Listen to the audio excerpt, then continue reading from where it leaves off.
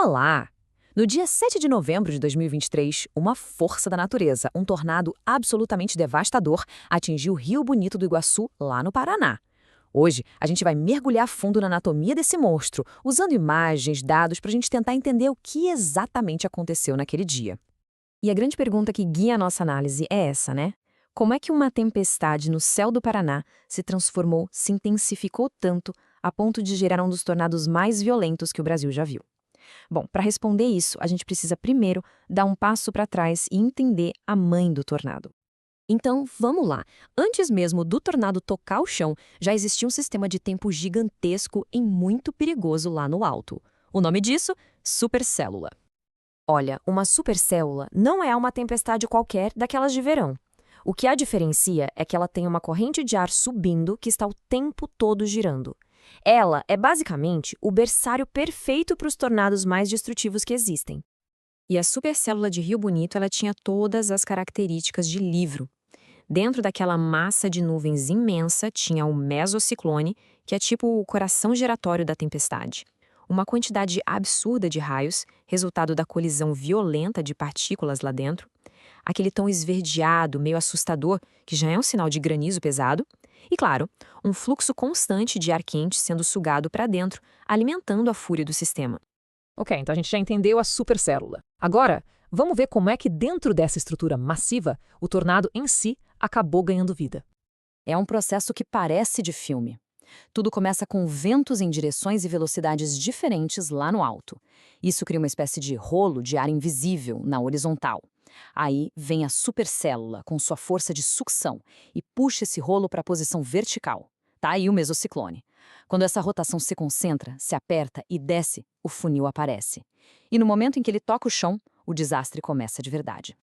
E nesse evento específico, os meteorologistas tinham uma confirmação quase visual nos instrumentos. Havia um sinal ali inconfundível de que um tornado era iminente. Esse sinal é o famoso eco-engancho.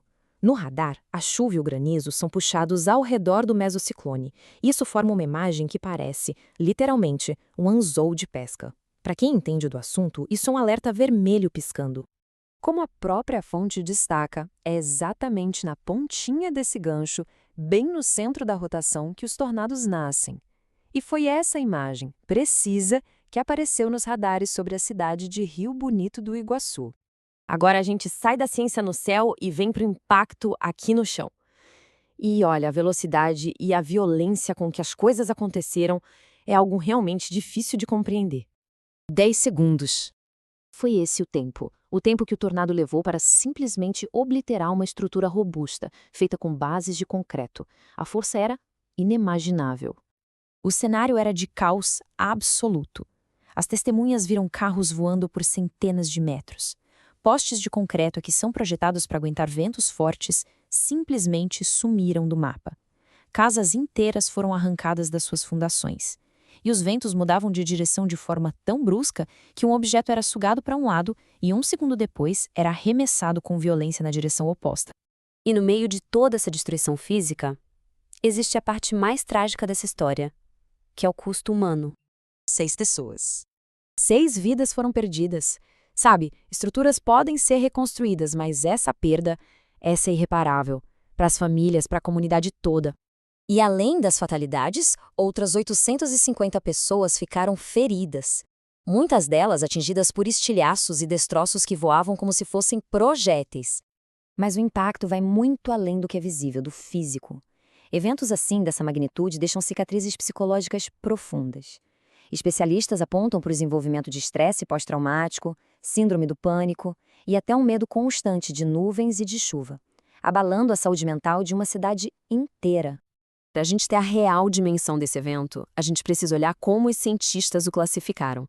E essa análise ajuda a gente a entender por que ele foi considerado tão raro. A classificação de tornados usa a escala Fujita, que é baseada nos danos que eles causam. Um tornado F3 já é considerado severo, mas o de Rio Bonito foi além.